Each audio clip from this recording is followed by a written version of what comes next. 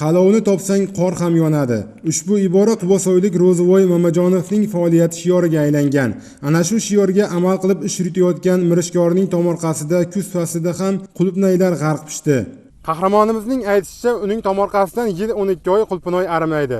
Sababi guvohi bo'lganingizdek, tomorqaga mana bunday issiqxona konstruksiyasi o'rnatilgan bo'lib, havoning harorati sovishi bilan issiqxonaning tepa qismi yopiladi va qishda ham qulupnoy yetishib chiqaveradi. Bahorning dastlabki oyida issiqxonaning tepa qismi yana ochiladi. Shu tariqa yil 12 oy qulupnoy pishib yetilaveradi. Xo'sh, issiqxona qurilib ishlovini berilsa bo'ldi. Shu bilan yer-tutlar yil bo'yi hosil beraveradimi? Ro'zivoy akaning aytishicha unday emas. Bu borada alohida qulupnay navlari bo'lib, ularning ko'chatlari Yevropadan keltirilgan. Avvallari faqat bahorda hosil beradigan yer-tutlarni parvarishlar edik. Keyin sohaning siru amalini puxta o'zlashtirishga kirishdik. Ijtimoiy tarmoqlar orqali italiyalik tajribali, taniqli mutaxassislar bilan aloqa o'rnatdik. Ular tajribalarini o'rtoqlashish uchun yaqinda mana shu qulupnay zorimizga ham tashrif buyurishdi, deydi lavhamiz qahramoni. Kelgan paytda ko'p ma'lumotlar o'zidan so'rab oldim. Qaysi mahalla dori beriladi, qaysi mahalla dori berilmaydi. Suvni o'zini vaqtlari bor. Undan misol uchun ko'p suv berib ham bo'lmaydi bularga.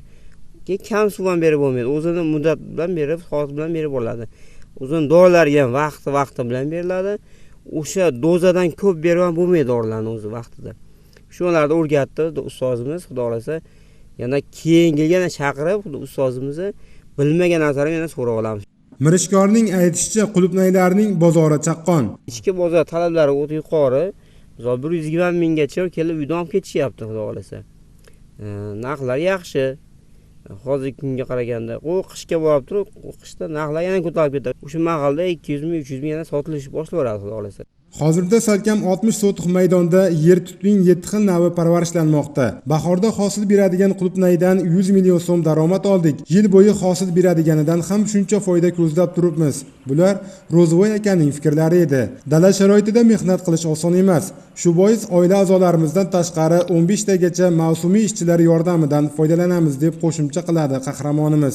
U sohaning sirlarini keng targ'ib qilib, o'zi yashab turgan mahallani qulupnaychilar, keyinroq eksportchi qulupnaychilar mahallasiga aylantirish niyatida. Islom Nishonov, Iqbol Yusupov, Farg'onadan.